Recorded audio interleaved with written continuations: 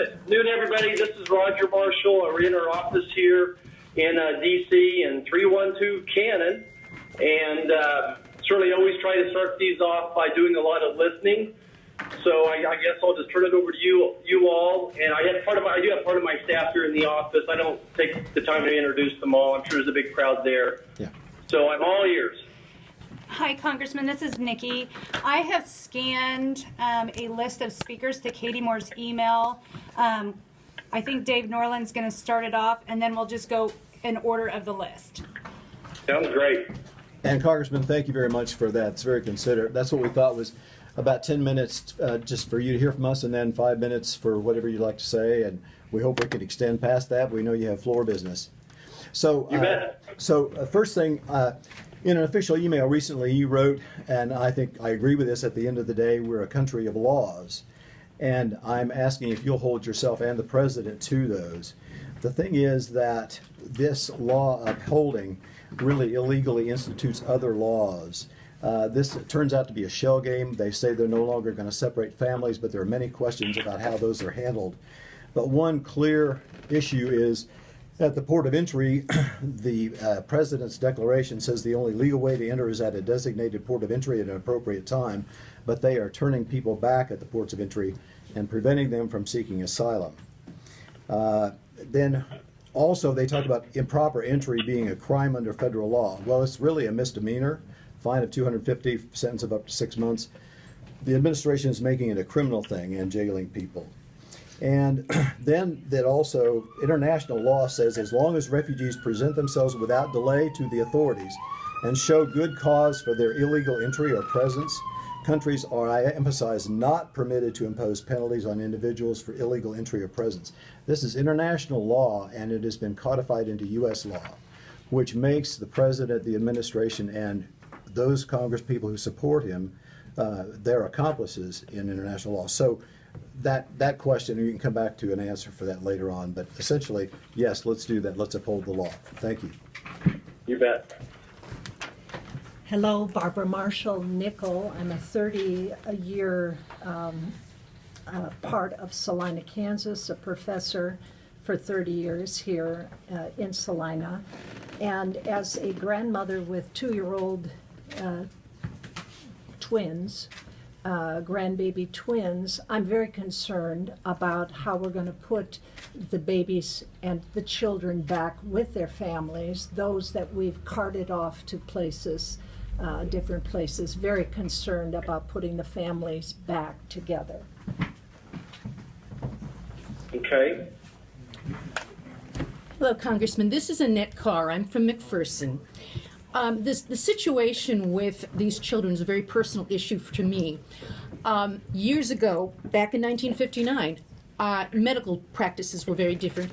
I came out of a coma, and I was in a metal crib, basically a cage, much like the children, and my parents were only allowed a short period of time to visit me, and the nurses were told, do not respond to this child if she wakes up. I did not, just like the children in those camps, I didn't know where I was, why I was there.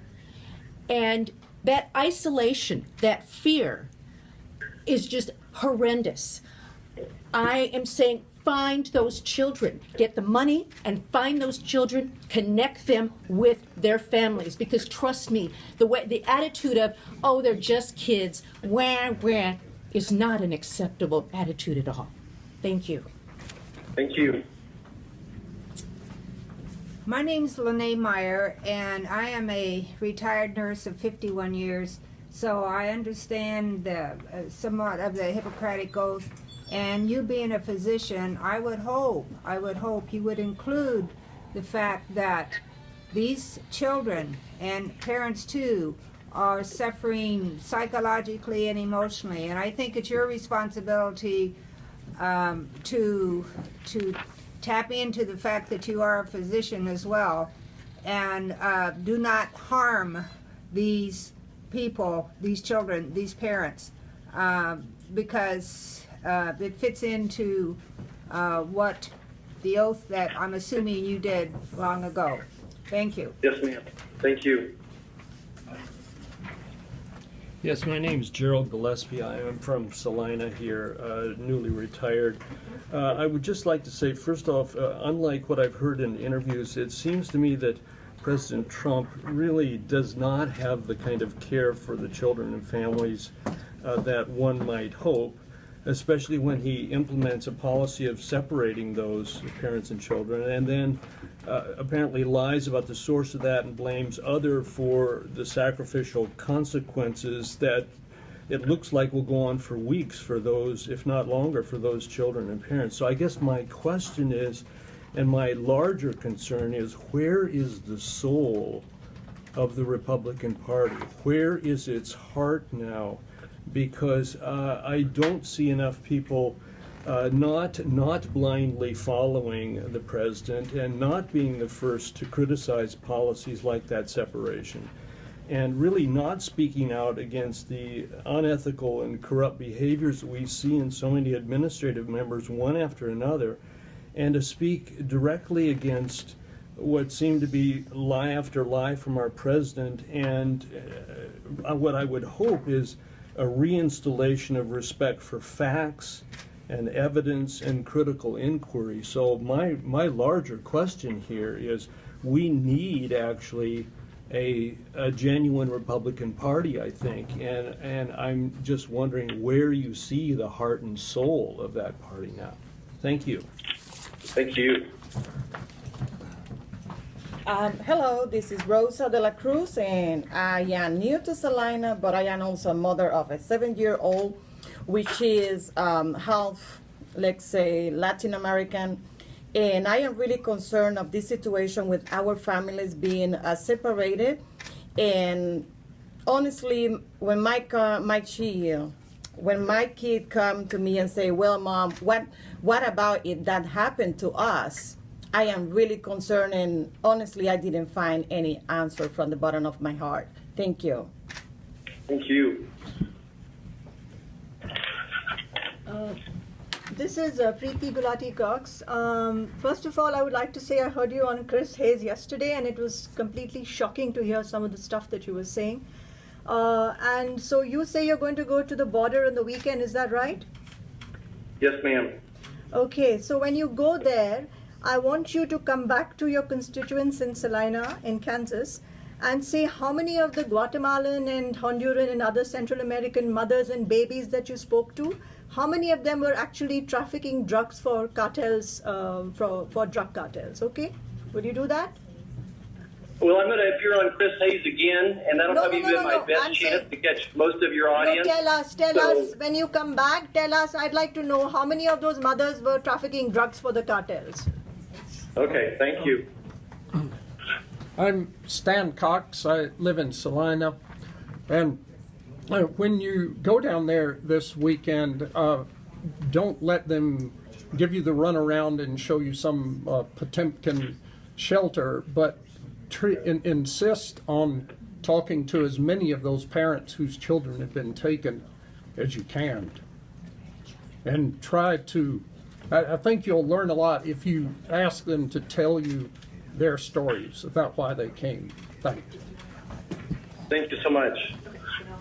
Anybody else? Congressman, I think we're going to hold off. We'd like to hear from you and maybe have some back and forth. Yeah, I probably got 10 more minutes because votes have not been called yet. So I'm happy if there's 3 or 4 or 5 more of you. I'm happy to give you a little bit more time. I think there's plenty of material there to respond to. Okay, sure, absolutely. Well, first of all, thank you for everybody's heart and your concern. And I can certainly tell the genuineness of your heart, and you're coming from a great place. I think that each one of you and I, and the president for that matter, have the same goals, the same objectives, the same dreams, that we want a secure country, but we also want to be a country of compassion, that it doesn't have to be either or, that we can have both security as well as compassion. And I've said from day one that the situation of separating children from their parents is terrible. I've said it on national TV. I've said it on maybe 5 interviews yesterday on the radio. Every time I'm asked about it, I describe separating children from parents as terrible. I think I'm trying to figure out exactly what the situation is down there, and that's why I'm going to go myself and try to sort it out. But we certainly have made efforts. We had a phone call with DHS, the Department of Homeland Security, asking them some of these same questions as you all are. Congressman, you were quoting the DHS as telling you that these were fake families coming across. You appeared to be listening to them. And we've got 2,600 kids separated from their parents. I think it takes more proactivity than you're demonstrating so far. Okay, and certainly we had a pretty aggressive conversation with DHS, and that's why I decided to still go down myself. But what DHS is telling me, let me back up. We went from 15,000 illegal border crossings a month to 50,000 a month. The number of family units has quadrupled. So there's a huge stress on the border. I think you all have to acknowledge that. And I certainly took an oath also for national security, and I think our borders are very important, and we need national security, not just for immigration, but for reasons of drugs coming across the border as well as terrorists.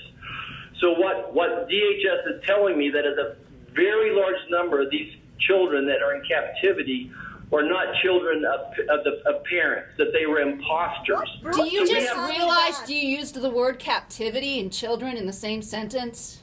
You got a lot of disbelieving people, Congressman, on that one. Yeah. We are not buying that. Captivity. You know, I tried to really listen intensely to each one of you, and please, if you all want to talk some more, please go ahead and I'll do some more listening. But what do you mean you just want to keep listening, but you don't have anything concrete to say? You keep repeating the same things over and over again. On any show we listen to you say the same few things. You know, come on, say something. Well, and do something Different. Congressman, we'd like to see some independence, and I hope I speak to you as a fellow human being.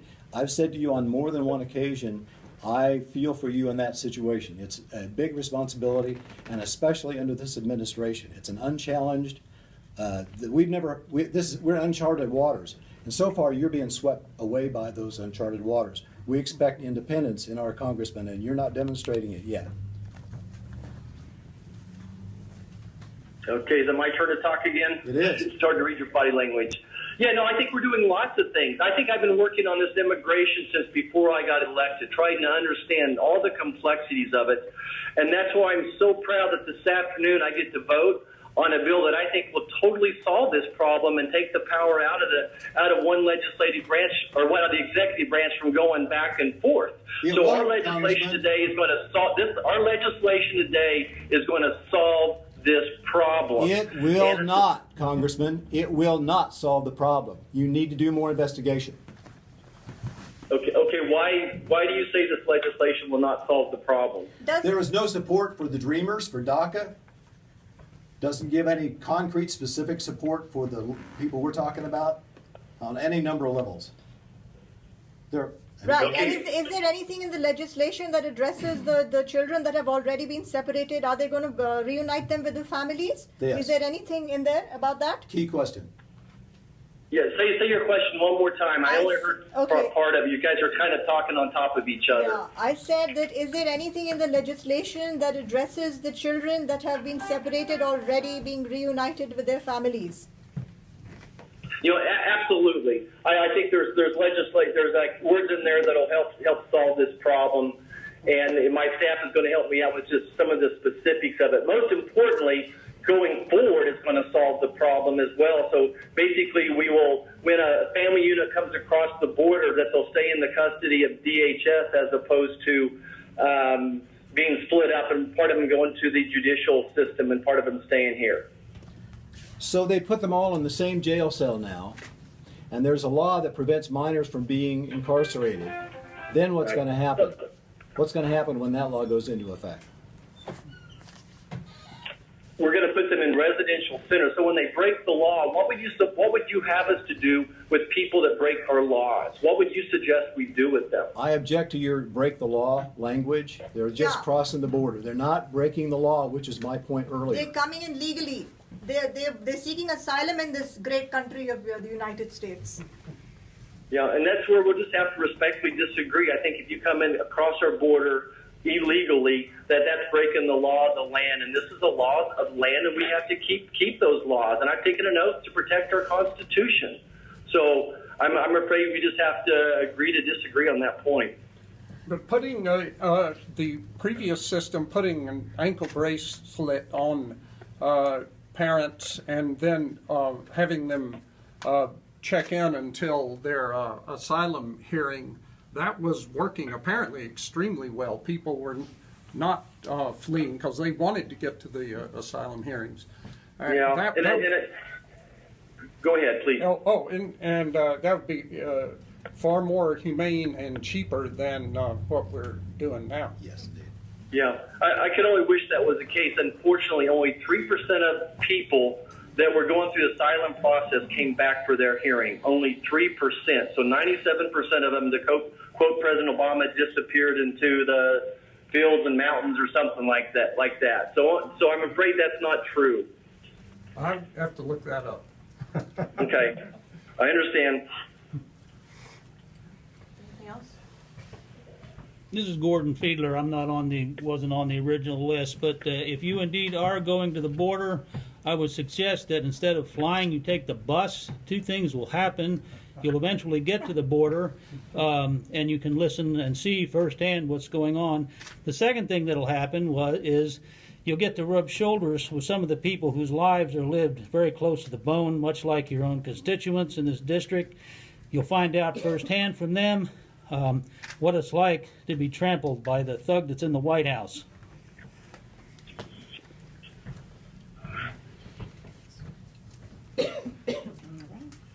Anybody else? Respond. There's nothing to respond to that. I need to close things up and get to our votes. I think we've come a long way with immigration. When I came here a year and a half ago, no one would talk to me about it, but we quietly worked on a lot of problems with immigration. We have 6,000 DACA recipients in the state of Kansas. We have maybe over 70,000 people that would be impacted by an agriculture guest worker visa, and we've invested a lot of time and energy in trying to accomplish those.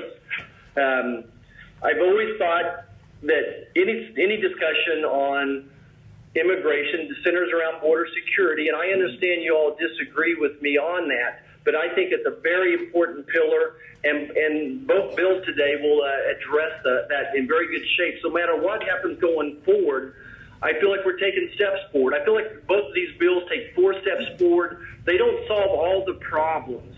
We're still going to take people to solve the problems, but I think these are great steps in the right direction. I think it's a real good solution for all the DACA recipients that we have across the state. I really do like going to a merit-based form of immigration, and 80% of Americans support these 4 pillars. So 80% of Americans agree with the basic direction and the basic goals that we have.